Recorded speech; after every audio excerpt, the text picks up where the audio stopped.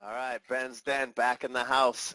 I am in the house with a few of the high school coaches, including Division I Pinkerton coach Dave Rhoads, Division II Goffstown coach Keith Detjen, and Division III and Ben's Den regular Bow head coach Brock Hoffman. Gentlemen, it's a pleasure to have you in the den tonight, and I appreciate your time. How's everybody doing? Really good. Good. Excellent. Good. All right, so we're getting into one of the best weeks of the year here, and that is the race up to divisionals. It's presently Wednesday. The seeds came out yesterday. I know myself, I've been studying them a little bit, and I know that there are a lot of parents out there that are also studying a little bit because they're all texting me about who got what seed, and so oftentimes a little bit of the hit here in New Hampshire about the wrestling is we don't get that vibe going and getting that hype going. And so as we roll into divisionals, I thought what better opportunity to create some hype than get the guys that are on the side of the mat all season long in all three divisions and give us, a little heads up as to what is going on from their point of view. And it looks like we have Keith Detjen joining in the Yeah, video I think I got it. call. All right. Beautiful. Hey, we're wrestlers. We're not IT people. That's it. So we'll let him show his beautiful face in a moment. But as I said, I really appreciate you guys' time coming in. And again, I'm on the youth level, so I can only see so much. And, taking you guys that you guys are competitive, very much in tune as to what's coming up this weekend and the competitive juices are flowing. So I thought it would be a great time to get everybody together. So what we're going to do here is we're going to walk through each division. The coach for that division will kind of do the heads up of, what their thoughts are. I'll weigh in a little bit. We'll talk to each of the other coaches as we go in if they got anything to offer. We'll just kind of rip through the and see what we got. So let's start with you, Coach Hoffman. We'll go right into Division III, and we'll start right at the 106-pound weight class. So tell me what you know.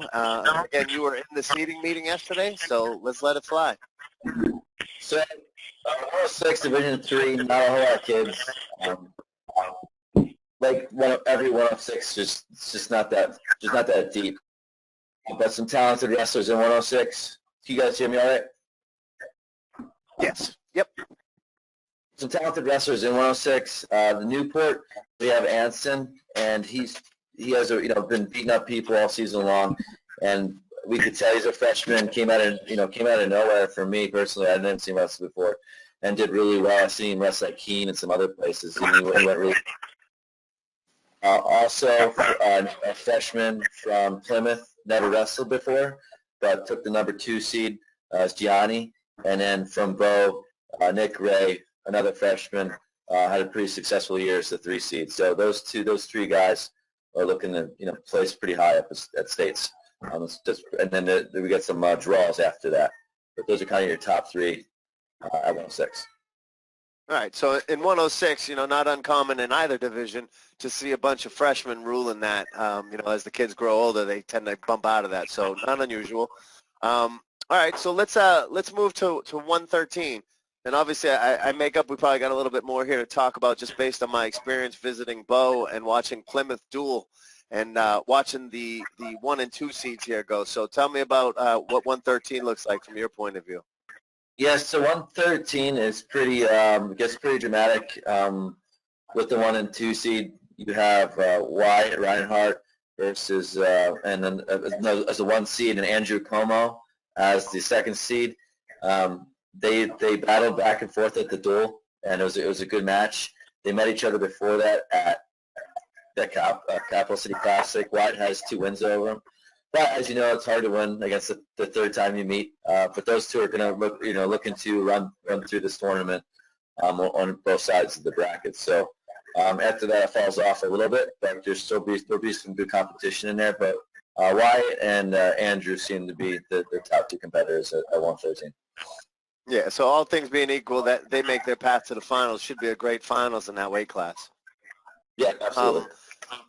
So talk to me, and again, Comos and Clearys are going to be very prevalent in this little review. But so you're moving up to 120, and you got Charlie Como from Plymouth there as the 1 seed.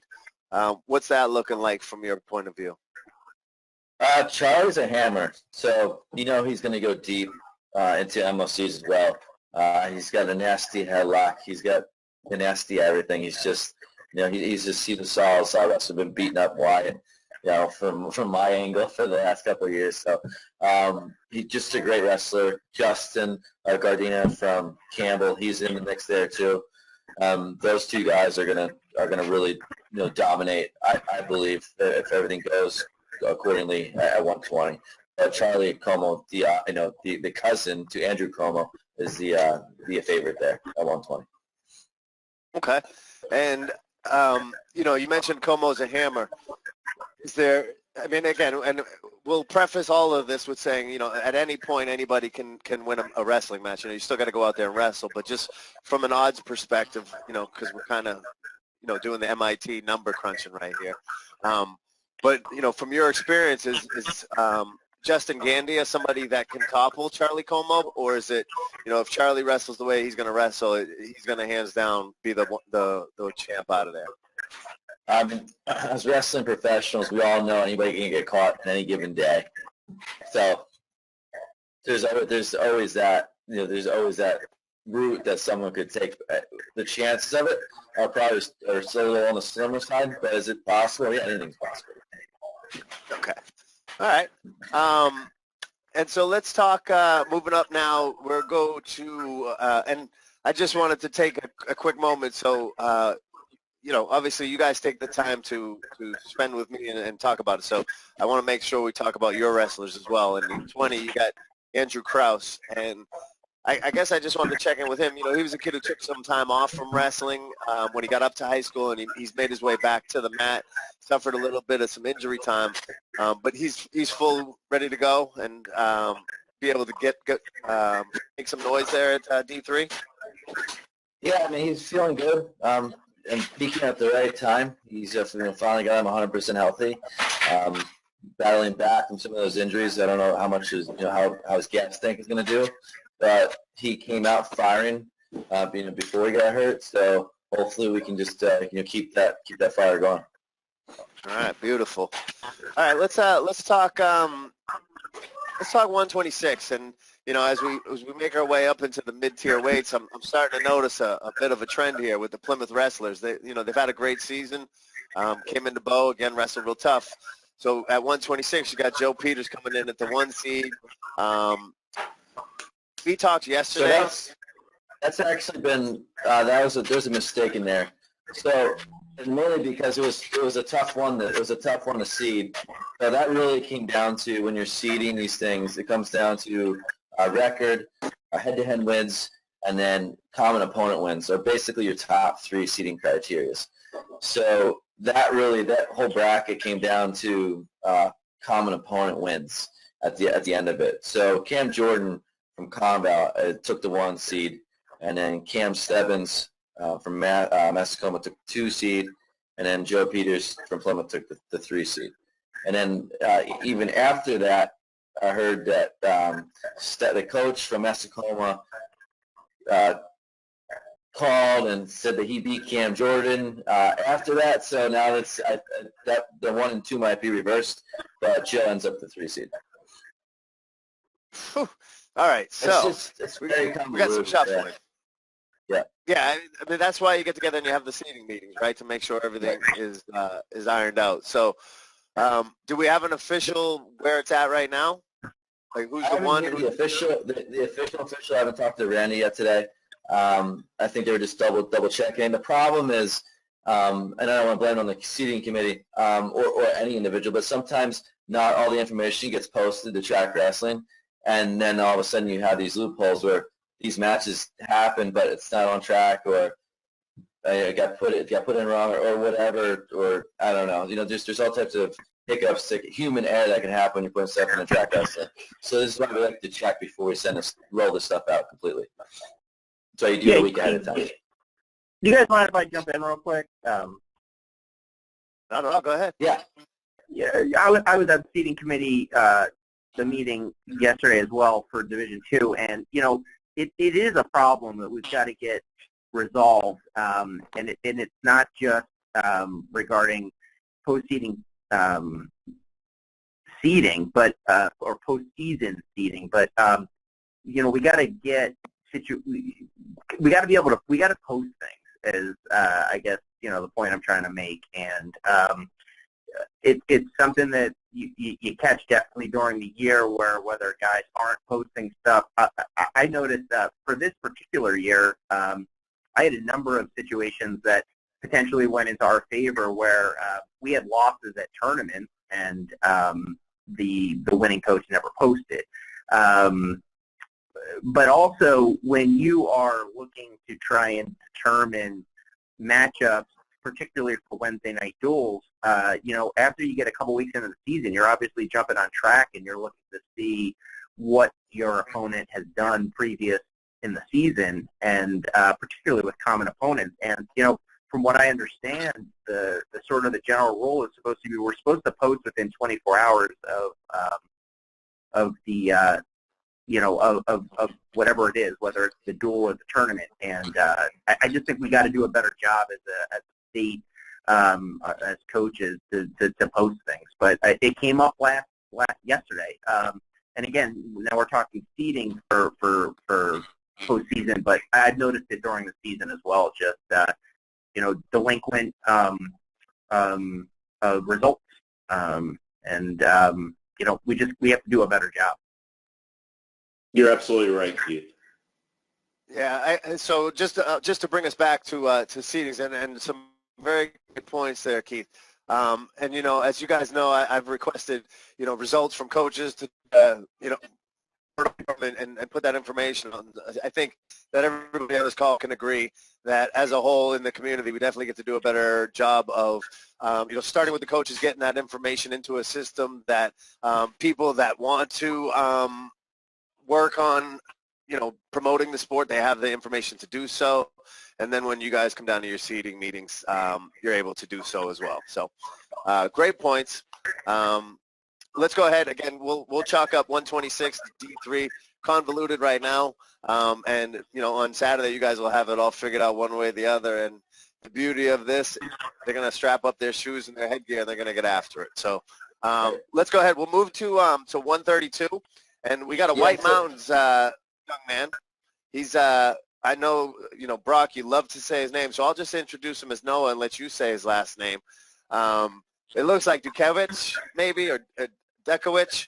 Noah, I apologize for not having it, but he's the one seed in the 32. So what else you seeing in there, Brock? So yeah, Noah's the one of the favorites. He already beat Evan Lombard earlier this year from Kearsarge, and I've seen Lombard wrestle a lot. I worked out with him. He's an assassin. He's been around a lot. And also there is Alex Schultz, also an assassin. So those three guys are, the top favorites there. And James Philbon from Plymouth scoots up in there as in the top four. So, but the semifinal on the bottom side will definitely be interesting for the two and the three coming through there if that takes the path that it's supposed to go. So that's going to be there's going to be some fireworks at 132 all the way through even through the finals. I think the last time Evan and Noah wrestled, it was a 4-2 or 6-4. It was tight. So 32 could be a good weight class for D3 then. Yeah. I'm familiar with Evan and Alex Schultz. Worked with Evan a bit over the summer here at MPAL. Great kid. His wrestling is definitely picking up. And, you and I, again, we talk often. But Schultz is one of those kids, like, sign me up. Wherever he's going to be wrestling, I want to go watch. Because anytime he's like that Mark McGuire. He's just going to swing for home runs. He's either going to get a home run or he's going to strike out. And he's probably coming out with some kind of blood or bruise either way because he throws it down. Yeah. So I'm really looking forward to 132 and D3. So, and it's a pretty big weight class. We talked about, 113 and 106 being some smaller classes. 132 has got a good amount in there. So, the Plymouth kid is tough. Philbin. James Philbin? He's really, he's super funky. He's wiry. I don't see a lot of the D3 guys throughout the season, but we did run into him at the Nor'easter, and that kid is funky. He can give people fits without a doubt. All right, good to know. And again, you guys are just giving me some notes so that I can check on things after and make sure things went as we thought, or where there might be a hiccup, we can kind of track them. So thanks for that, Keith. So let's go to 38, which 38 as a whole in the state, I'm so excited about it. There's a bunch of hammers up in one, and just seeing what's going down here. One of my favorites is the one seed in Josh Sharon. And if you've ever met that kid, I mean, he's just salt of the earth kid. And on top of that, an amazing wrestler, works his butt off, carries his team with him, takes care of the little kids. I mean, I don't really have anything bad to say about him. And I was hoping, Brock, that you could, talk about some of the other kids in there. And I got to be honest, I want to talk about them, but I just don't think that there's anybody that's going to touch Josh. Yeah, I mean, I think anybody that knows Yoshi, aka Josh, would all agree to that. He's pretty much untouchable. All the way deep into MOCs, obviously. The other two guys there, Kenneth Conway, 15 and 5. Been throwing people around all year. Took fourth in D3s last year. He's back. And then freshman, also another assassin, Mason Lassard. He's been bouncing around some weight classes all year, and him and Randy made the choice to go 38, and he bumped right into the third seed. He's got nasty set of boots on him, so we're looking to see he could possibly make it there to wrestle Yoshi in the finals there this year too. So those are the heavy hitters, those top three guys right there. But it's not going to be hard to take down Yoshi. Yeah, again, I think if everything goes as expected, he walks through pretty much everybody there. All right, so let's talk 45. So 45, JC Dahmer took second for the last 3 years. Stud wrestler, has been around a while, lost to Yoshi multiple times. That's been holding him back from winning, that's the D3 state championship. This one is, this is a little bit closer. Caden Cunnington, 13 and 6, and then you got Chris Robbins, 17 and 6. Like there's some tight kids there. Mike Wilkinson from Newport, 29 and 5. There's a lot of good wrestlers there. We seeded all the way down to 6th place in this one, and this one was again, this came down to common opponents, wins over common opponents. Because the matches are tight, the records are tight, so this one went pretty far down to common opponents, wins over common opponents that got them in the places that they're at. JC Gallmer is definitely the favorite at this weight class, though. Okay, so and again, number one seed makes sense, but it sounds like 2, 3, and 4 could make some noise and maybe pull an upset, close enough like that. Yeah, those are tight matches, so that's anybody's game. There. Okay. For sure. Perfect. All right. And again, 45, decent-sized weight class. Going up to 52. Another favorite of mine in Joe Cleary, just a great salt-of-the-earth kid.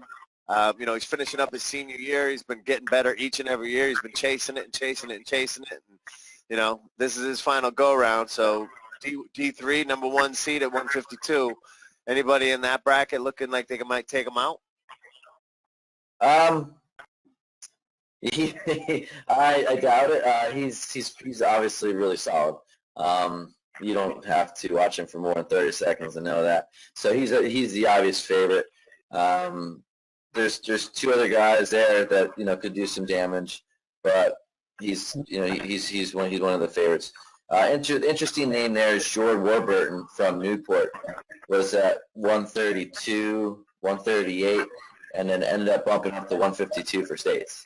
So it's going to be interesting to see what he can do, bumping up a couple weight classes. He's fast, he's explosive, he's got some good stuff. So he popped in the third. So that 2-3 spot on the bottom will be interesting coming through the semis. All right. Yeah, I always love when a kid jumps up a couple of weight classes. You're like, I feel like he went to the hardware store, saw all the hammers. He's like, you know what? I think I'll be a painter.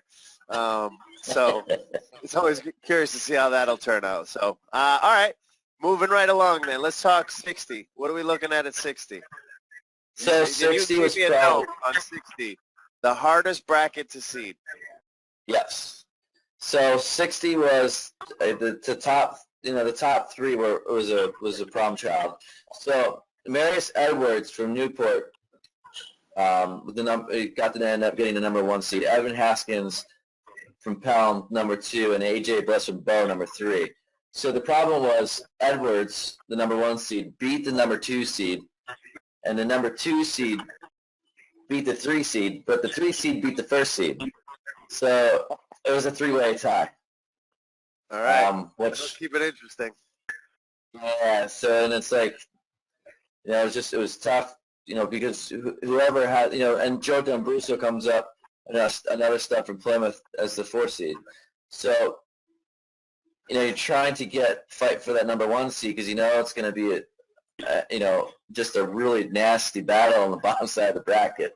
Not that the number 4 and number 4 won't be, but I think the number 2 and the number 3, no matter what you deal with and what card you dealt, it's going to be tight.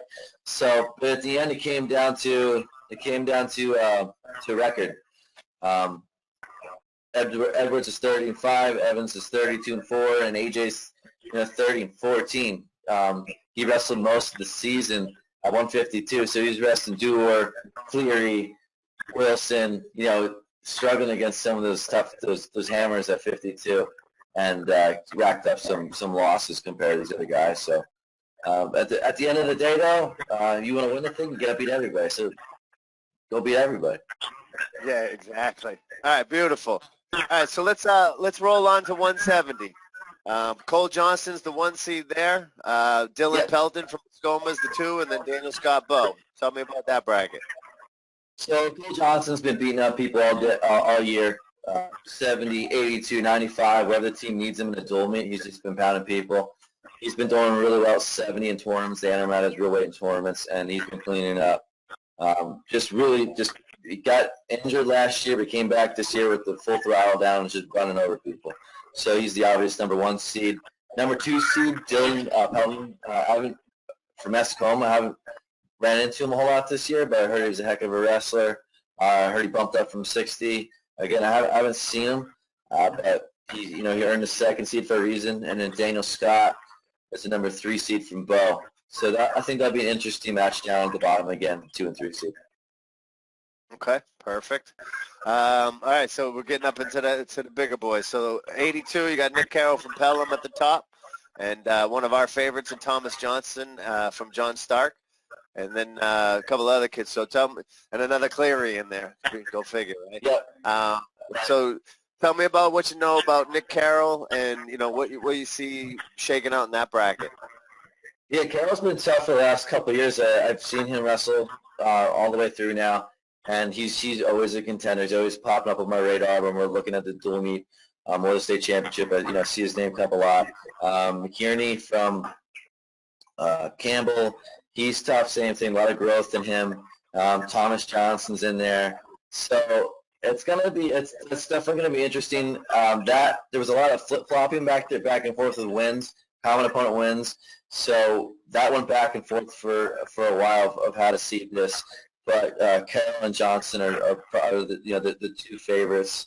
So and Cleary snuck in there like 8-5 or somewhere around there. He has a bunch of wins, and they bumped him up and to do some damage up there. And he's a Plymouth kid. You never know what's going to happen. You can't bet against that Plymouth kid. So we'll see. Thomas Johnson, Carroll definitely favorites at 82. All right. Yeah, hey, one thing I remembered about Plymouth, even when I was wrestling in high school, they might not, even if they can't wrestle, they are tough, and they're going to fight. So it'll be interesting to watch that play out. So talk to me about 95. Again, this is one of those weight classes that I think everybody's battling for 2nd place. So, yeah, Connor's an animal. I don't want to wrestle him. I'm all set. 36 and 0. He's just a stud and a super nice family. He's awesome, great kid, great family. He's the obvious favorite. And then Forrest from White Mountain is the 2nd seed. had a really solid wrestler. And then Ryan Nichols snuck in there from Bo as the 3rd seed, and Colby Cummings is in the 4th seed. So that was interesting. Again, common opponent wins. Ryan doesn't have as good as a record as Colby, but beat 2 common opponents. So even though he has a losing record, he ended up beating 2 common opponents that Colby lost to and slides into the 3rd seed. So this is a unique chain of events that happened at 195, but Connor's looking to clean up again. Yeah, and one thing about that whole that seeding criteria that created your guy Ryan Nichols at Bow into the 3rd seed is that gives him 2 versus 3 as opposed to being the 4 seed and ending up semifinals against Connor Maslinick. From a Bow coaching point of view, that makes a lot of sense and is probably a nice addition. Yeah, I mean, you gotta during these things, you gotta try not be think about yourself. You gotta be. It's for everybody. It's for the state, especially Division 3. You're trying to grow it. You can't, you can't micromanage anything. But the key point, what he mentioned before, if those coaches don't put those matches in track wrestling, you don't know what you don't know. And I think some of the coaches don't realize how much they're screwing their own kids, their own team, by not entering information in the track. But that's a whole nother conversation. Yeah, we'll reconvene for that podcast. All right, so let's hop up. We got 2 more weight classes in D3, then we'll move over to Keith for 2. So talk to me about 220. So 220, Nolan Hanley is the number 1 seed from Kearsarge. Again, I saw this young man grow up and become into a really good wrestler. He was top. I think he took 3rd last year, and he's really come a long way. Again with Chaz from Winnisquam. Again, just kind of developed as a really good wrestler. Those guys are 1 and 2, and then Hobbs down at the bottom, 8 and 7. That could Nolan could clean up here pretty, I won't say easily, but he has the upper hand. Anything's possible, as we all know, but it looks like Nolan's got a pretty good handle on 220. All right. And last but not least, certainly, and a big one for Bo in itself, senior Will Zackastill got the 1 seed. He's a returning state champ. And he's got Muscoma Valley and Conval underneath that. So talk to me about what Will's day might look like. So I think he's going to do really well. He's in a good spot. He's just turned it on here at the end of the season. He's got the the senior drive. So he should clean up. I haven't seen the Muscoma guy wrestle. I saw we wrestled at Conval Kid a couple times. Tough competitors. You still got to show up. You still got to wrestle. These guys will be coming from you, for you. Bo has the target on their back too, so he's got to show up and wrestle. But yeah, Zach Stahl's a favorite. All right. And Coach Rhoads or Coach Keith, any input on any of the D3 guys that you've come across or team races, anything along that? We'll start with you, Coach Rhoads. We don't see very many D3 teams. Maslanick, of course, you've got to respect him. I mean, he was, 3rd in New England last year? Yeah, that would make him the favorite in New Hampshire. The Plymouth kids, like you said, are really tough. And aside from that, I really don't have much exposure to the D3 kids. Just see them at MOC, the Yep. ones that make it. All right. Coach Detjen, how about yourself? I'll echo what Dave said. We do, we see. It seems like we see Bow and Plymouth guys during the season. The other teams sporadically, and again over the last several years, the Bow and Plymouth kids are tough. Someone said it before about Plymouth. Even if it's a kid who you're not necessarily, might not be a high seed in the tournament, you're not thinking much about, they're going to wrestle tough. They're scrappers. So, from my perspective, those are the 2 teams that are going to be doing some damage on Saturday. Yeah, I couldn't agree more with you, with especially those Bow kids. It speaks to a lot of their coaching, and I think they owe a lot to Coach Charlie on that level, right, Brock? Absolutely. All right. All right. So D3, we'll wrap that one up. Thank you, Coach Hoffman. I appreciate it. Coach Detjen, let's move on to you. Yeah. I got my my notes out for you, and we'll start right at the very top at the 106 weight class. And a familiar face to me in Anthony Fernandez. He spent his time on the youth level. He traveled around. Everybody knows his dad. And so he's finally made his debut up here on the high school level. And overall, he's been having a great year. So I think the 1 seed is probably warranted. But again, that's why I have you on the line, so you can kind of educate me on what D2 looked like throughout the season. So go ahead and let me know what you think about 106. Nope. Yep. You're right. Fernandez is the top of the crop there. Our guy, the second seed, Dan Gendron, we wrestled him just once at the duel a couple weeks ago. Fernandez definitely got the best of us. I think it was an 8-point match. I think we have the ability to close the gap there and make it interesting. But, Fernandez is without a doubt, he's earned that 1 seed. Now, looking at the rest, is it that there's only 5 kids in the 106? Is that accurate? Yeah. That's it. Yeah, so, 8 guys in the first 2 weight classes. Yeah. Not good. Not good at all. Nope. I know we're all on the line trying to figure out how to figure those things out, but then again, that's a conversation for another night. All right, well, let's move to 113, where we got Evan Torres from Merrimack as the 1 seed. And I got to be honest with you, I was really shocked that there was only the 3 kids more so than the 5 in the 106. I figured, as we go up, it would get bigger, but it seems like 113's been really light. So what do you know about those guys? All 3 are returning placers at D2 last year. We actually wrestled the Winnicott kid, so our kid, so Levon McCann is a runner-up at 106 last year at D2s. He's part of the McCann triplets over there at Winnicott. Levon's really tough. We didn't have a 113-pounder this year, so to be honest with you, didn't see a lot of what those 3 were up to this year head-to-head, but all 3 are returning placers from D2 last year. So although it's an extremely small weight class, I think either 3 of those guys could win it. Now, kind of off topic, but just got me curious. How do you bracket 3 kids? You can't do round robins. So does 1 kid bye to the final? How does that set up?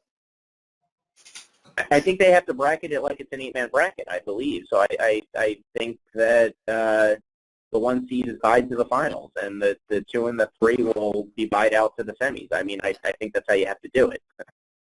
Okay, yeah. I mean, as I was looking at it, that's it's really weird. Yeah, I think that's how it'll be. It's going to be a weird looking bracket.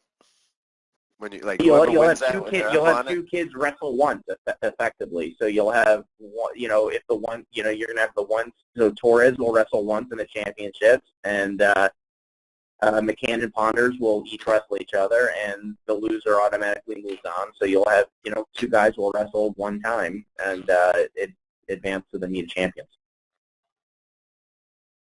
All right. Well, hey, the numbers are what they are. We'll let those boys wrestle, and it'll work itself out. Sure. All right. Let's hop down to 120. You got Moscatelli from Brookline, and then you got again one of my favorites, Alden Harvey from Goffstown. Another great kid, great dad. Another assassin, as Brock would say. So, what do you see happening in the 120 bracket? I think those are the 2 guys, that are the top there at that weight. Again, wrestled last week in a duel. Moscatelli got the best of Harvey. Troy wrestled a really good match, a very smart match. So I think, the 2 of them, if they take care of business the way they both can, we're looking at, a rematch, and hopefully, at least from our end, Alden can get some revenge. Okay. Yeah, so set up the revenge match right in the finals there at D2. I like that. Quick side question, Keith. Are you guys going to be having the same type of coverage again this year? Yep, we're working it out right now. The hope is that we will have the same coverage from the very first match all the way through. I think in the very least going semis and finals, but that's like the hope is right now. We've got a couple things to work out, but the hope is that we will be covering everything from start to finish. Beautiful. Well, great job out there in Goffstown. I think the more we can get of that and just, promote. So I completely agree. All right, let's talk 26. Connor McDonald, Bishop Garten, was a 1 seed. Kid I'm very familiar with. He had a real tough year last year, not just on the mat, but just in life. He had a rough go of it, and it's from my perspective, it's been great to watch him bounce back this year.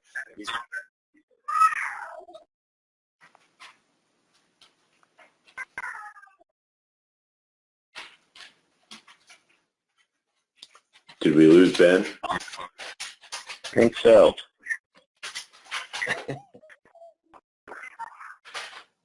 Ground control to Ben.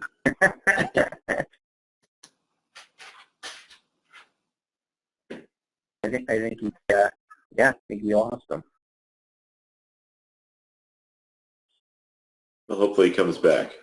All right. There he is. There he is. Sorry. Yep. I think I got to go. So where did I lose you guys? Now I got to do some crafty editing. Yeah, talking about McDonald. Okay. Yeah. So going back to the 126, I had mentioned, Connor McDonald from Bishop Garten. He had a tough year last year, not necessarily wrestling-wise, but just getting acclimated to high school and things along those lines. And it's been great to watch him make his way back to the mat. And he's made his way back in a bit of a storm. And so I'm really interested to hear, what your thoughts on our Brandon Demers, and are they going to link up in a 1-2 match? Is anybody going to upset? What's that 26 looking like?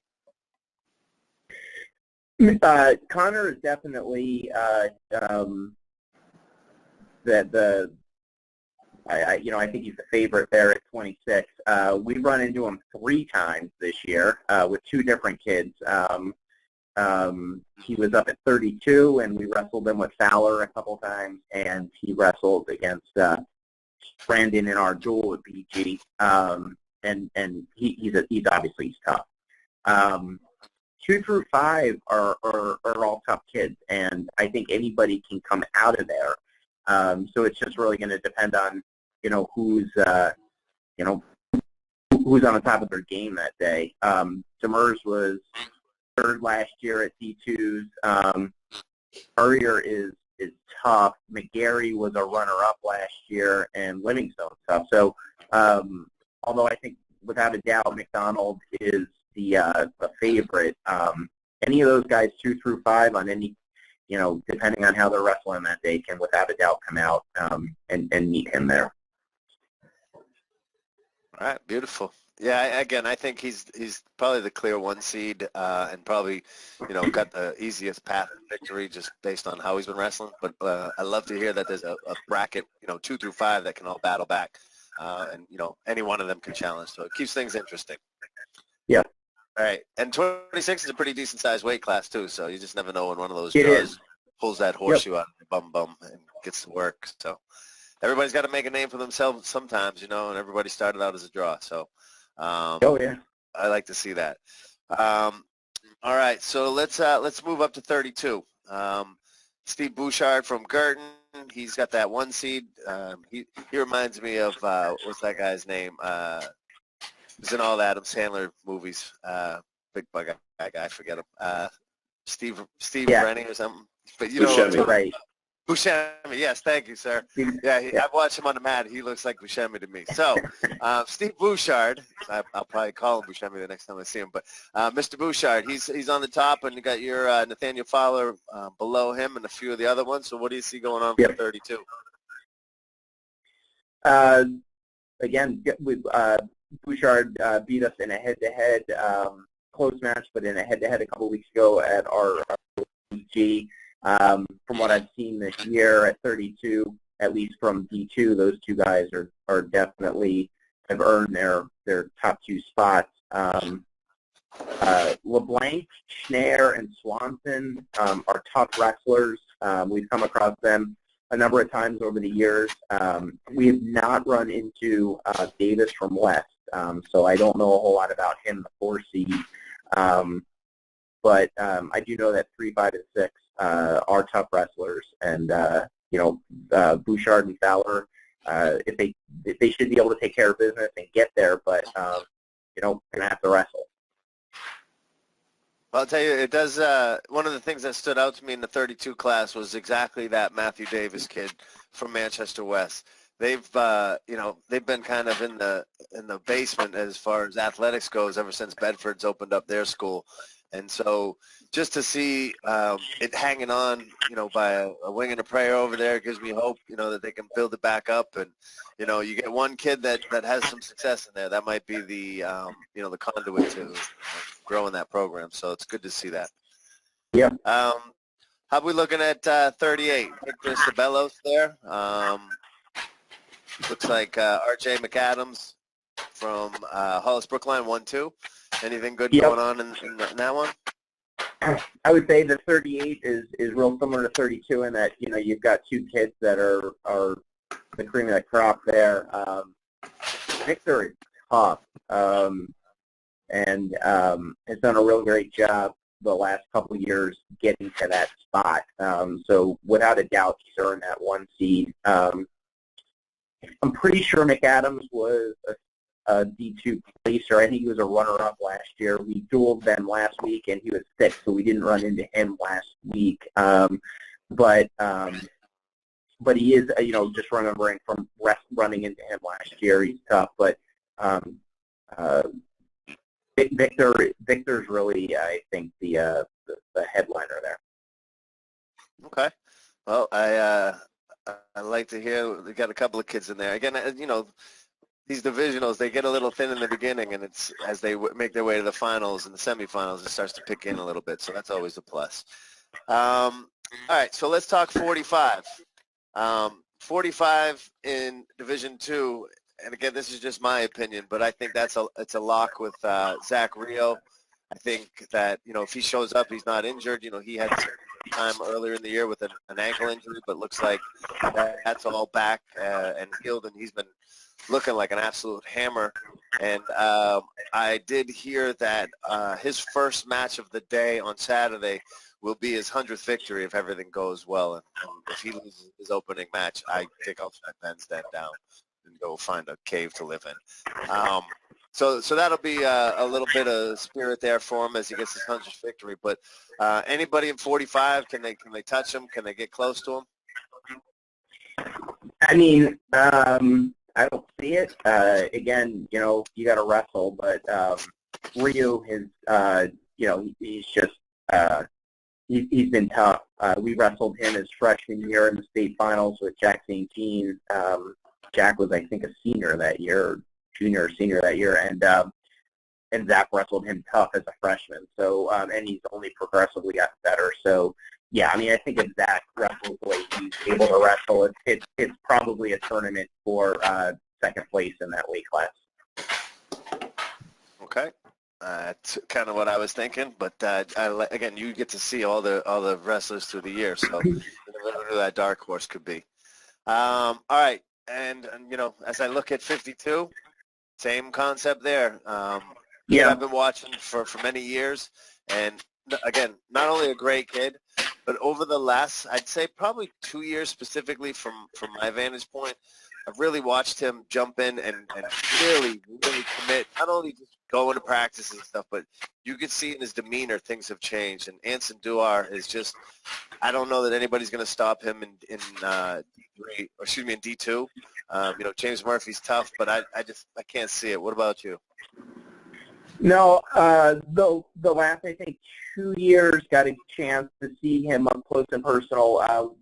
We went over to Dave's place over at Pinkerton and for for New England's week and got to see Anson up close and personal and just his training. And I think you're right. I think 52 probably goes the same way as 45 if Anson wrestles the way he's obviously capable of wrestling. It's probably a tournament for second place there. I'll throw a plug in for my kid. He's a freshman. Nick Ermita did a great job, particularly working on some stuff second half of the season. And, as a freshman coming out of middle school and wrestling in that 52 spot, not an easy weight class at any level, at any division to jump into as a freshman. But I'm real proud of Nick getting the 3 seed there at 52. All right, beautiful.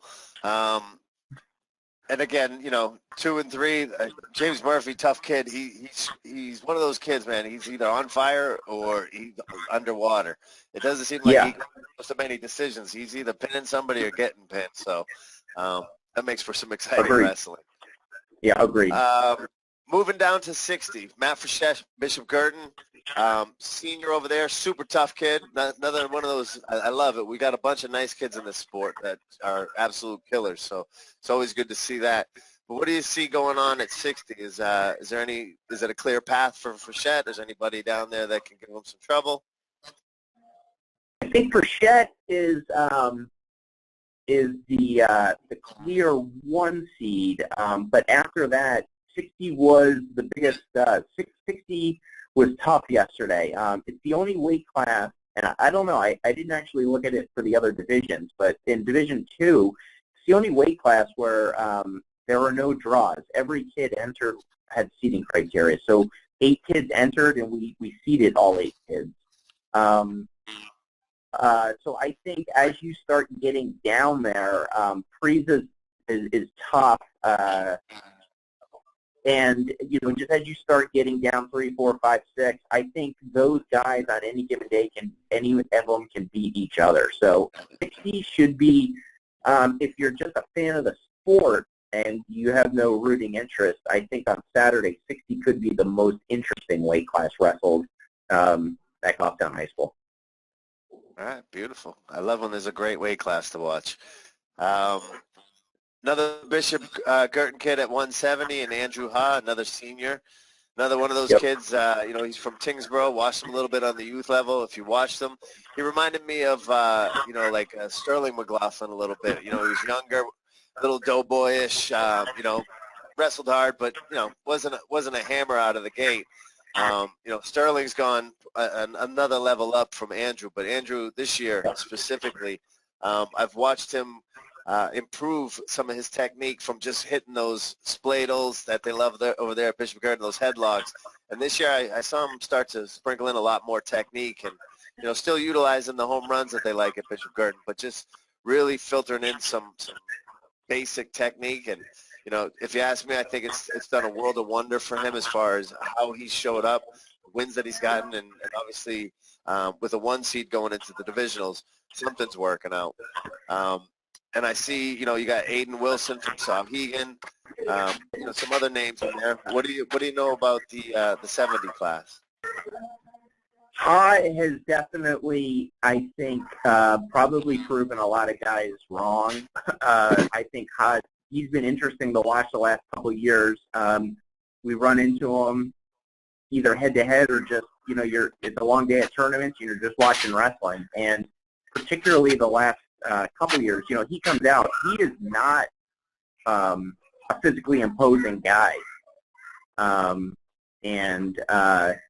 it's just been interesting to see what he's been able to do. And he's gotten a lot of mileage out of he's got a game plan, and he executes the game plan really well.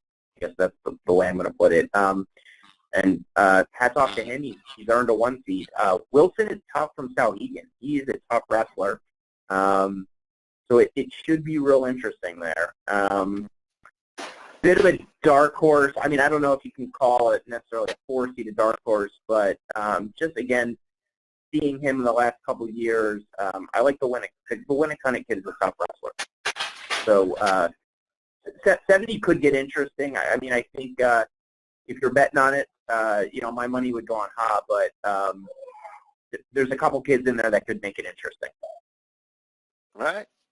Good to know. And again, hey, I try not to be biased, but I'm a fan of watching some seniors go out on some high notes, and Andrew for me, he qualifies as one of those. I'd like to see him leave on a high note out of his high school wrestling career. All right, let's go.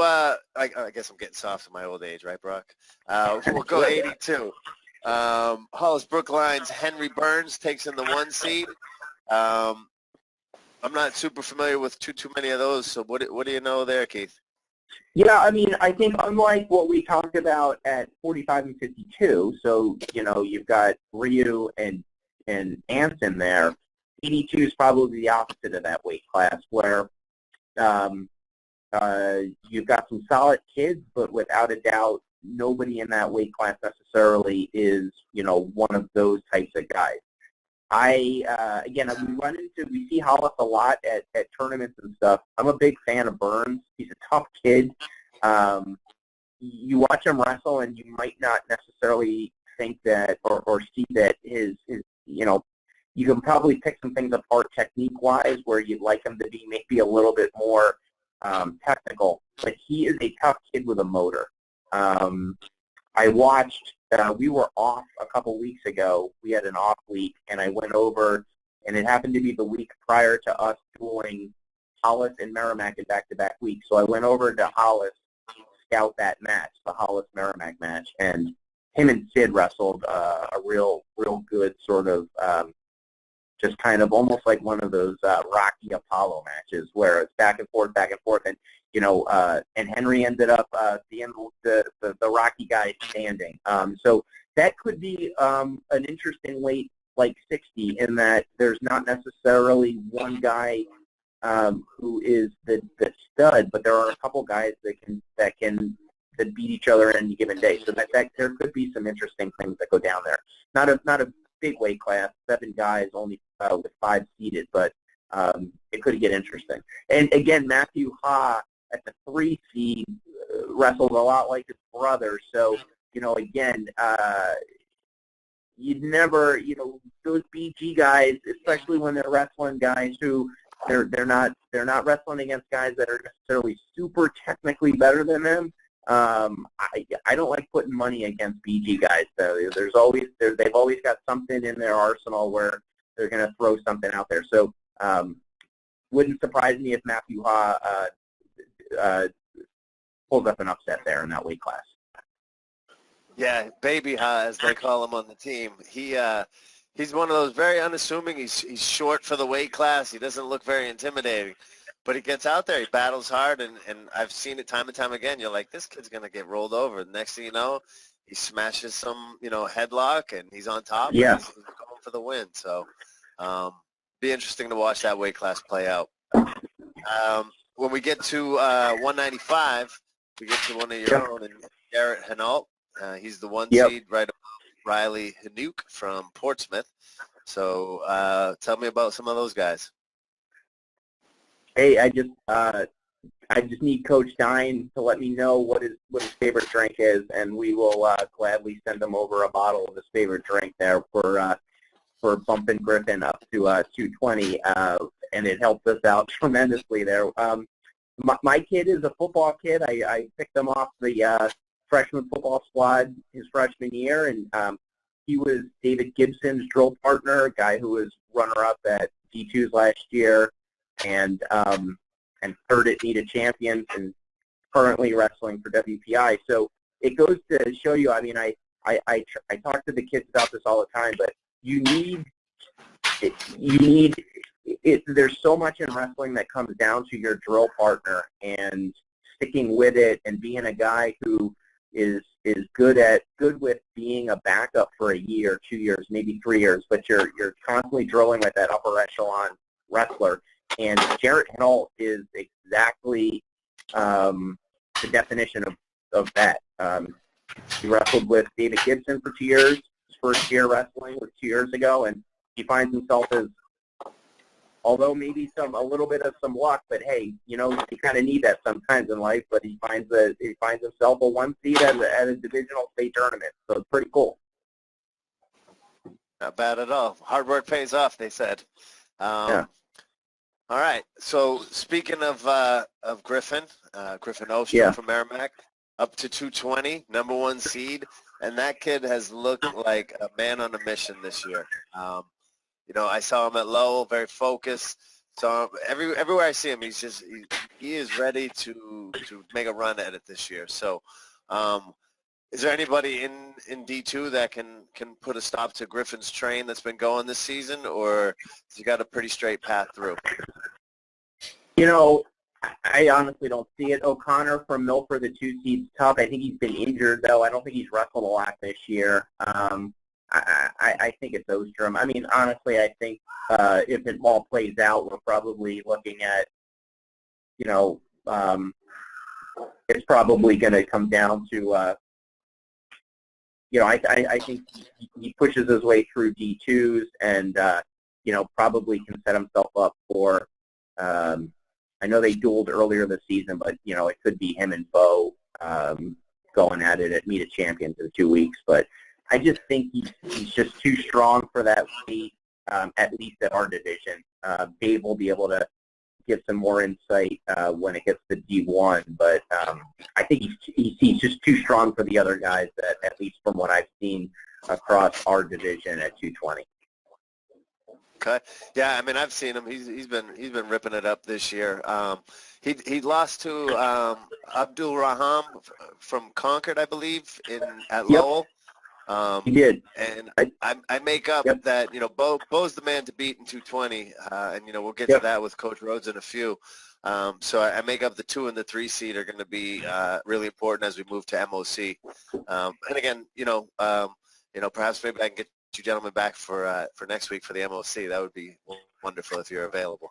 But yeah, so I think Griffin Ostrom's going to kind of do what he's got to do there at the D2s and work his way over to MOC in a good position. So 285, last one here in D2, and I got to be honest, I was really happy to see there's 8 kids in that bracket.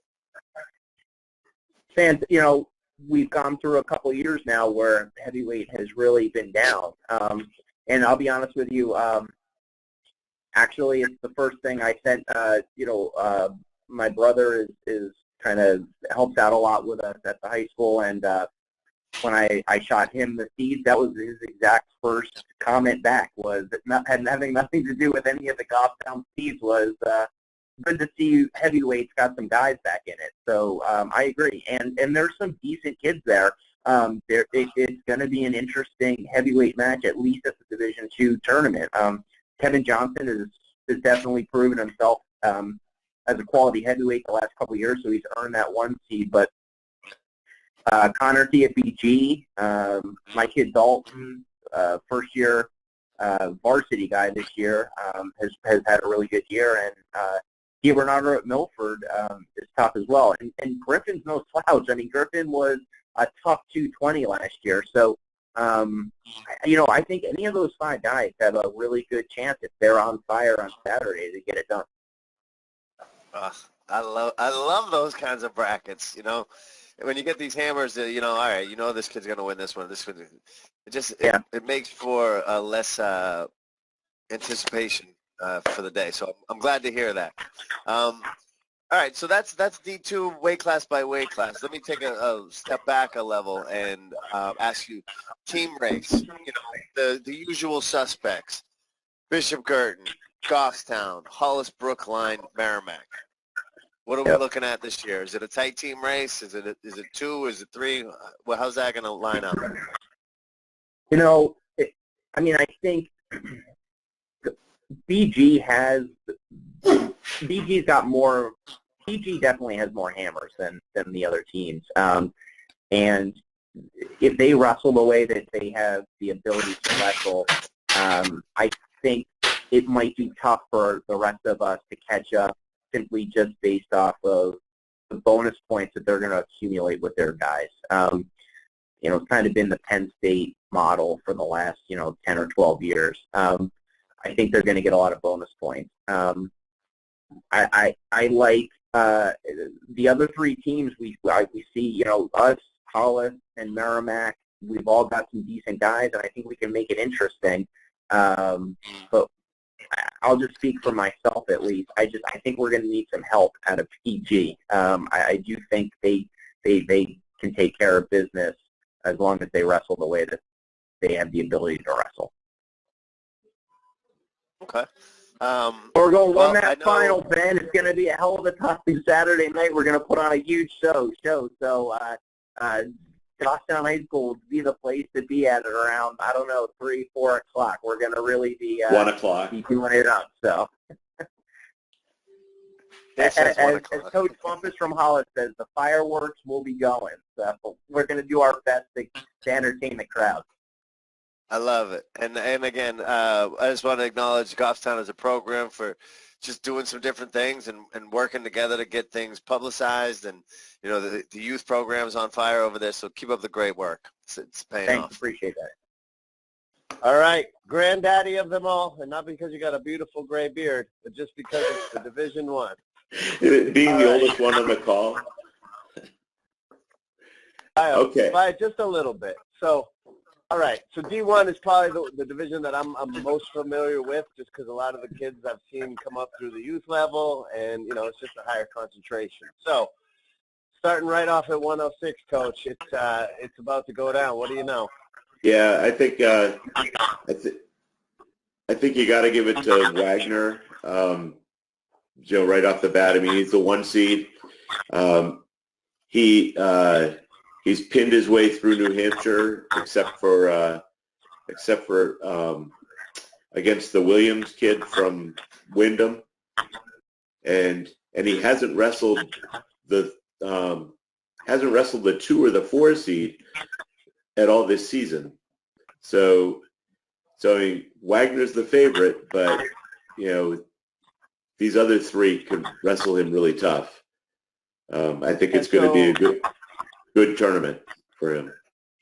Yeah, so Ryan O'Rourke, I know, I don't know if Salem wrestled Concord this year or not, but they haven't seemed to have hit. I make up that Wagner is too strong for Ryan O'Rourke. Well, Wagner's a senior wrestling 106. That's that's a big difference than a freshman wrestling 106 or a sophomore. He's been around the block a few times, and he's always been a strong kid. I think he's stronger this year, but it's going to be a tough road for the 2, 3, and 4 seeds. Yeah, so you're going to have Fabrizio Timberlane, if all lines up. He'll hit Wagner. That leaves O'Rourke and Williams. And I believe they split this year head-to-head. Williams got him early in the season, and O'Rourke just recently picked that back up. Yeah, I think so. So that's going to be really interesting. Assuming they make it to the semis. I mean, at 106, anything can happen with those kids. Yeah. And one of the names that sticks out there is Alexis Dobson. She's from Manchester Central. She's the 7th seed. I was just happy to see her name on the list. Number one, I love to see a girl wrestling in the boys' tournaments in high school until such time as we can separate them. But also just, with the rough transition that happened with Jason Cummings passing, she was very close with him and getting her wrestling from him. So just to see that she stuck with wrestling this year and, worked her way onto the mat and embracing the new coach, that was a name that stood out there. I don't know that she could make any noise at the tournament, but it was just great to see her there. Yeah, Jared does seem to be doing a pretty good job with the Central program. It does help that Will is still his assistant, but they seem to have sort of weathered the storm. So great. Well, hey, glad to hear. It's not often I say this, but there are more important things in life than wrestling. Wait, all right. there are? Well, that's what my wife keeps telling me. All right, let's talk 113. Kobe Spencer from Nashville South, top of the line there, and then Conrad Parker, who hit the scene last year as a freshman, hit the scene running. What do you think about what's going on there at 13? Well, once again, we've got Spencer.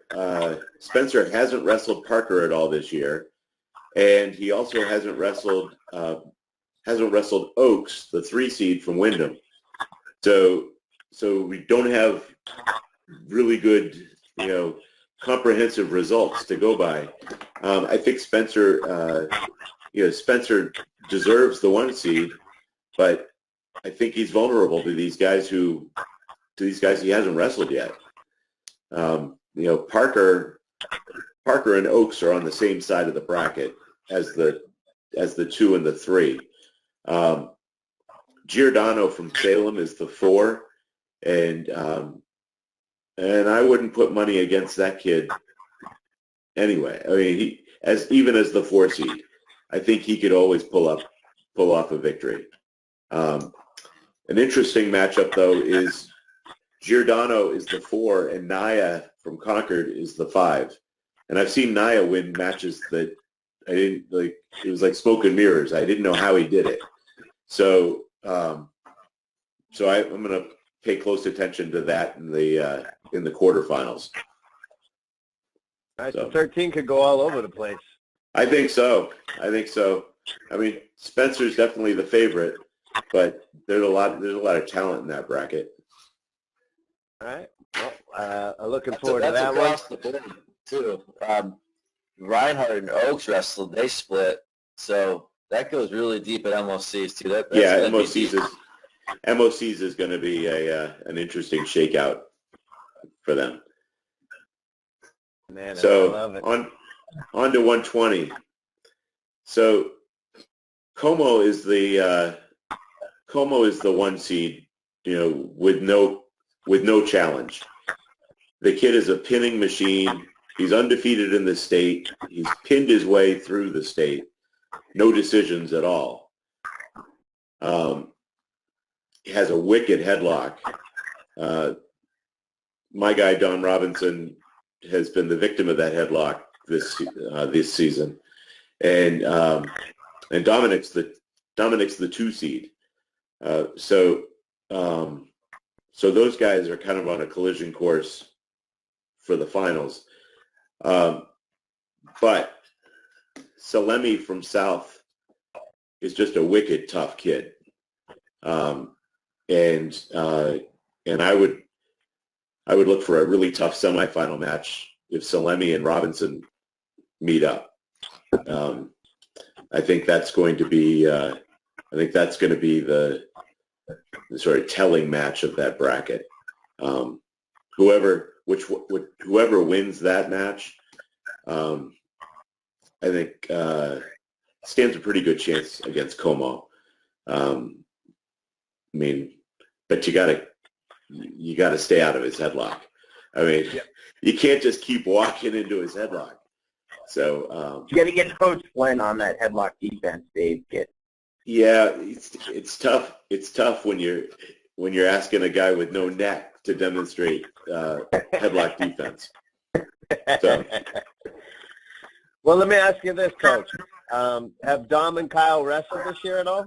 Yeah, they did. They wrestled in the duel, and I think they wrestled in the duel, and I believe they wrestled at the Blue Devil Classic. Dominic's won both of them. But they've both been good matches. I mean, Salemi's a scrapper, so he can give guys fits. He's definitely a scrapper because any kid that goes into high school never wrestling and picks up his 100th win, that's a kid who's going to fight. So yeah. I was really interested in, I've been following Dom since he's been down on the youth level as well. And so that whole bracket, I know Ethan's the hammer and he probably pins his way through. But Dom and Kyle are the kind of kids that if Ethan makes a mistake, they can catch him. That's been my experience. Absolutely. All right. Hey, and the other thing is you got 13 kids in that 120 class there in D1, so that's always nice. That's true. Yep. Now on to 26 here. Okay, 26. So the top 3 seeds at 26 are Levitt, Peyton Sills, and Matt Adams.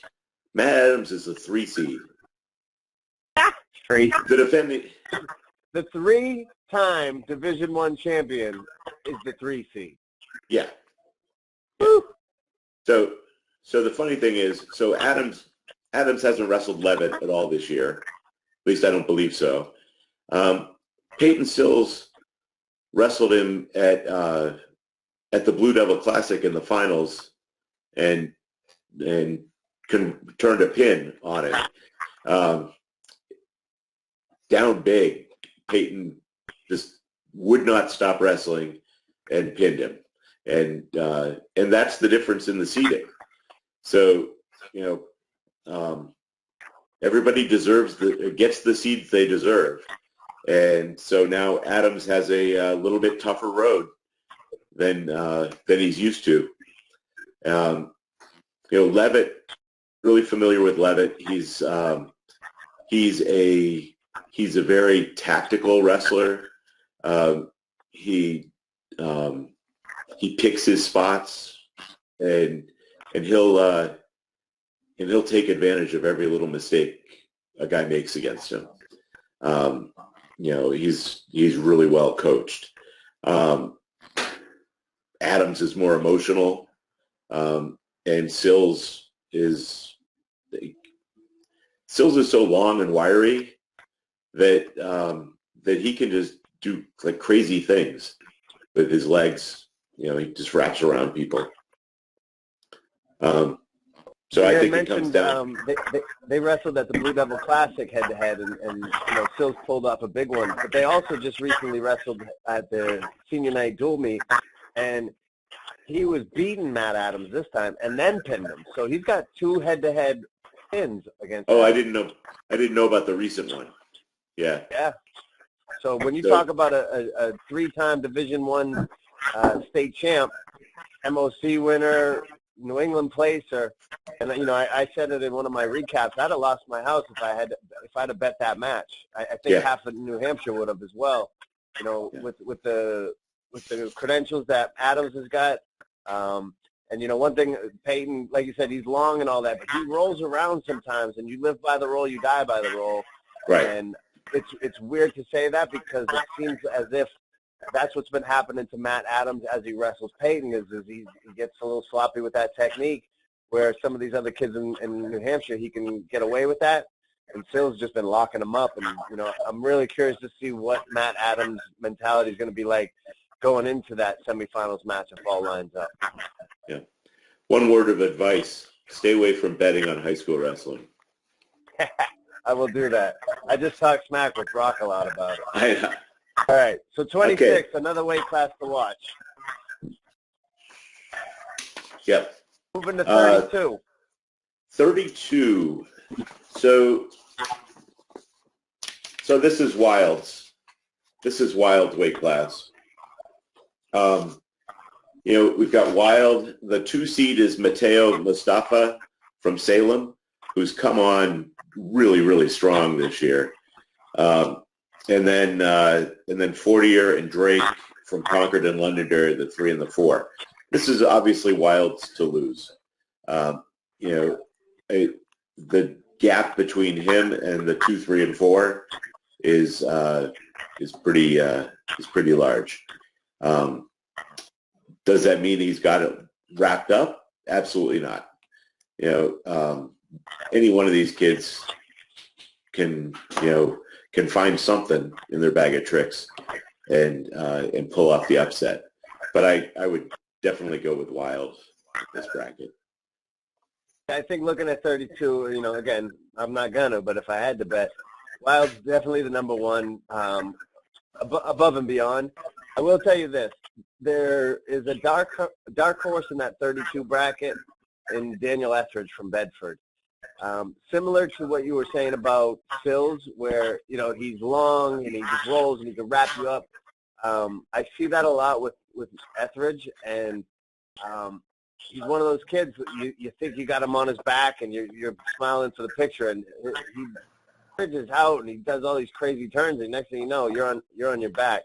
So I think you're 100% spot on that Cody Wild, it's his to lose. If he goes in and wrestles the way that he can and does some mistake-free match wrestling, I think that he'll move in as the 1 seed to MOC.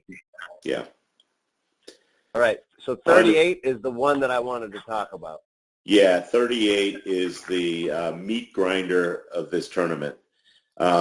You can't find another bracket in this tournament that's as tough as this. Polaria is the one. We've got Sargent from Concord as the 2. Boudreaux's the 2. Sorry, from Salem. Sargent's the 3, and then Hammond is the 4. My guy. Just brutal. I don't know how. Polaria has obviously earned the 1. All 4 of those top seeds are juniors. Nobody's graduating, and they're just a really talented group. I don't know how to shake it out. Boudreaux has really impressed me this year. I haven't seen much of Polaria. He was injured for our duel, and we don't really see Timberlane other than Lowell, throughout the year. But I know what kind of wrestler he is. The kid is just really, really tough. And so Hammond's going to have his work cut out for him if he gets to the semis. And then Boudreaux has been super impressive this year. The kid just keeps getting better and better throughout the year. And I really like his chances against Sargent. Sargent's a top-notch wrestler, but I got to give the edge to Boudreaux. Yeah, I think I would agree there. I think I'd give Sargent the edge in as maybe aggression and strength, but I think Boudreaux, his wrestling IQ is a little bit higher. I think his toolbox is a little bit bigger. Yeah. I got to be honest, and I love Georgie Boudreaux. I've been coaching against him since the youth level when he was with Salem, and then, my son wrestles against him in high school, and I'm very familiar with him, and I got to be honest, I don't know. I would be, again, shocked if somebody takes Polaria down. I think that his power, his hips, his balance, I just think he's a little bit too much for the rest of that group. Not by a lot, but I think there's a little bit of an edge and on his level that I think he pulls out the 1 there. Yeah, having him certify at 138 was a game changer. Yeah, in more ways than you can know. Yeah. Oh no, I know. All right. 45. 45. Okay, so Amiri from Concord is the 1. The 2 is Marquis from Timberlane. Sconza from Pinkerton is the 3, and then Barrett from Alburn is the 4. Sconza and Marquis haven't met each other at all this year. Matter of fact, I don't think they've ever met each other. I think Amiri coasts into the finals on the top end of this bracket. I think it comes down to Marquis and Sconza, both tough kids, like rugged, and then they got to come back after a tough semi match and take it to Amiri, which we'll see what happens. We'll see how tough they are. I don't know. I love the fight out of Sconza, but I'm absolutely partial. So we'll see what happens. It's why we wrestle, and like you said, you get into those semifinals, you're going to have some battles, and then once you overcome that battle, it's right into the lines then with Khan. So yeah, be a good one to watch. Yep. And again, another deep weight class. There's 12 of them in there, so that's always a plus. Right. All right, 52 to go. 52. It's Wilson from Keene is the 1. The 2 is Russo from Timberlane. The 3 is Berube from Concord, and then the 4 is Sullivan from Wyndham. I don't see Wilson Wilson getting knocked out, really. I haven't seen a lot of him, but what I've seen, I've been impressed. He might have a tough go with Berube. Berube makes the finals, but I think Wilson's the favorite here. I don't see a path. I don't see a path for these other guys to take him out. I got a chance to watch him at the Capital City Classic for the first time this year, and the first thing I noticed about him, kid's always smiling. He seems to be having a blast in the gym and enjoying the heck out of himself at a wrestling tournament. So that was always great to see. But yeah, I mean, he looked tough out there. Ended up against Anson and Duar, I believe, in the finals there, and Duar got him. But he looks sharp. He's been on quite the mission this year, so it'll be interesting to see, how he finishes up. And then obviously looking a little bit ahead, where does it end up with him and Duar come MOC and that kind of thing. So right. I think it's a fair assessment that Wilson's probably going to get his way through there, and Berube possible to knock him off, but got to get out there and wrestle. Right.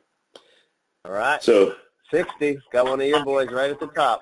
Yep, 160. Jack McKiernan at the top, the 1 seed.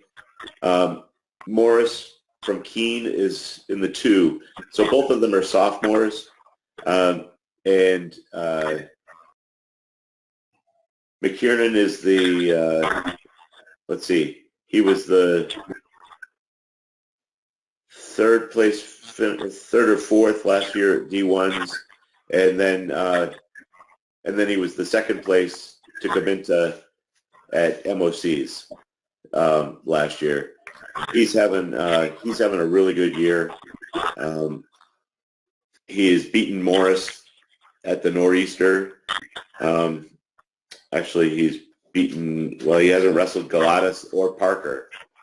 Oh no, he did wrestle Parker. I'm sorry, but he hasn't wrestled Galatas. That's probably the most interesting match. Is that Parker Galatas, the 4 and the 5 seeds, wrestling each other. I think they're really evenly matched. And then Jack would get them in the semifinals. Down below, Karatzi Karatzi's a really tough kid from Bedford. I really like the way he wrestles. He may give Morris a really good run in the semifinals. Somebody's got to beat Jack, though. Yeah, I mean, McKiernan's looked tough all year. I know him and Carosi have battled it out, and McKiernan's taken the edge on those. But like you said, Carosi, he got big this year. Came up quite a few weight classes, and he's learned how to use that strength, and he's looked really sharp out there. And so I really feel like that top 3 in that weight class, if somebody's not on their game, then somebody else can step up and really snatch the spotlight out of that. So they all better be ready to get after it. Yeah, there's some talent there. All right. How are we looking at 70? I think that's a fight for second. Yeah, it's Gora, and then how are you going to wrestle back? I think there's nobody in the top that can challenge Gora. Actually, there's nobody in the bracket, I think, that can challenge Gora. Down below, I think it's a toss-up between Walter and I can't pronounce it, Gimaranzi, or the Concord kid. It's a fight for second. I mean, I don't think anybody's touching Gora. Yeah, I was really glad to see that his knee injury at Lowell wasn't more serious. Yeah, not only that, I had noticed that his mom posted the other night on Facebook, I believe it was last night, he got into a car accident. And luckily, everything. He's okay. You know, the car got damaged, but he's okay. But I mean, that again keeps things in perspective as far as what's important in life. So I'm really glad that he's okay. And I just think it's his. As long as no injuries or anything crazy like that, I really think it's his bracket to lose. Yeah, I would say it's the same. And again, 13 kids in there. I like to see that. Yep. 182. Not to be a homer or anything, but I don't see anybody challenging Sterling. I'm not a homer, and I agree. I agree. Nick Beebe, I got to see him a little bit this year. Looks tough. You know, he looks good. I think Sterling is just on a level above anybody else in that bracket. Yeah. Sterling pinned him last Wednesday night. So, yeah, there really isn't anybody close. Yeah. So, can I just jump in real quick, Ben? One of maybe the craziest things not the craziest, but a really crazy thing I got to witness. We see Pinkerton a lot throughout the season, and Sterling won the Blue Devil Classic at 220. He beat Bo Dillon. The next weekend, he won the Nor'easter at 195. And then the next weekend after that came within, a controversial call in the semis of wrestling for a championship at Lowell at 182.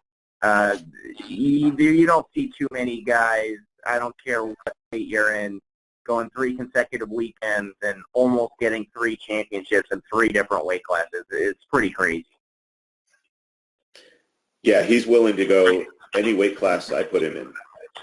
And when I told him I wanted him to wrestle up at 220 to wrestle Bo, he's like, well, okay, tell me when, he doesn't blink an eye. He just goes out and wrestles. He doesn't question anything. That's what makes him special. I can't say I disagree. He was one of those roly-poly kids when he was a young man, and he's slimmed out. He grew into his body, and all the work he put in the youth level, it's paying dividends now. So I love it. And again, he's a senior, so I'm gonna just really enjoy watching him wrestle over the next couple of weeks in divisionals, MOC, and New England's, and then he'll be off to college. So I'm just gonna really soak him in while he's here. And don't let his performance fool you. He's still got a dad bod. Yes. All right. Now we're going to go into 95. So, 95. So this is kind of a bizarre weight to me. I mean, Abbas he's been good this year. He deserves the 1 seed. But there are a lot of athletes in here, and the athleticism is what's getting them through. I think that a lot of these guys are still working on their technique. Even in the top 4. I mean, Abbas has come a long way in the few years we've watched him. Karpf is the same way. I haven't seen too much of Nico Langlois from Timberlane. He's a freshman. And Will Brown had never stepped on a mat before his freshman year. And he was one of those athletes that we turned into a wrestler. And with those kind of kids, anything can happen. I think Abbas is he's the leader from the get-go, but we'll see what kind of surprises the athleticism brings. This is a really athletic weight class for 195. I mean, I haven't seen, at least in the top end. Yeah. Yeah, when you see those kids, they're not roly-poly. They're built young men. and they get Yes. after it. So Yeah. it'll be curious, good to see them all get after that. I think if Abbas, if he wrestles the way he should, I think that he goes there with the one piece. Yeah. All right, 220. 220. Who's wrestling for second? Yep. The race for second.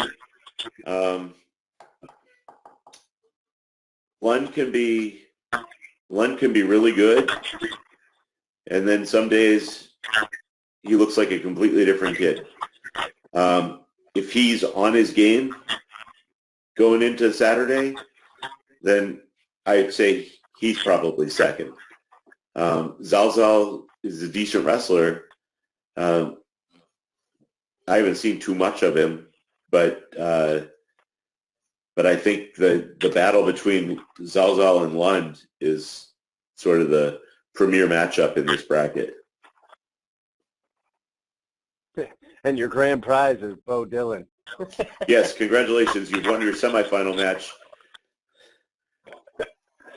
And hey, listen, Bo's one of those kids. He won commit. He had that early loss to Sterling, which I think was a blessing in disguise to get that going. Even at the National Cell tournament, he had that gym on the edge of their seat when he got hit with a lat drop and was put on his back. So he's had some miscues this season that could have cost him. I make up he's too big, too strong, too powerful, that even when he makes the mistake here in New Hampshire, that anybody's going to really be able to capitalize on that. However, you move down to the New England and you get hit with that lat drop, they're not going to let you up. So he's got to use this time to really get sharp, because he's not flying under the radar anymore anywhere. So everybody's going to be gunning for him.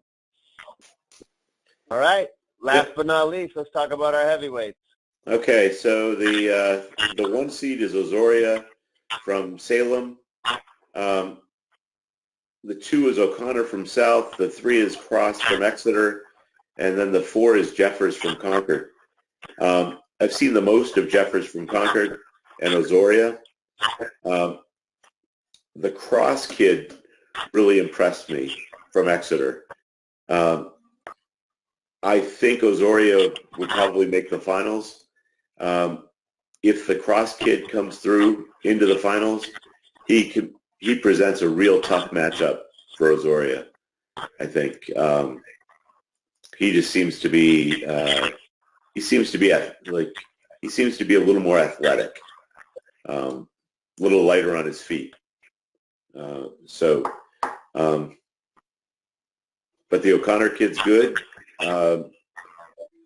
The Jeffers Scarelli match is going to be, that's the 4 and the 5 seeds. That's going to be the 4th time they've wrestled this year.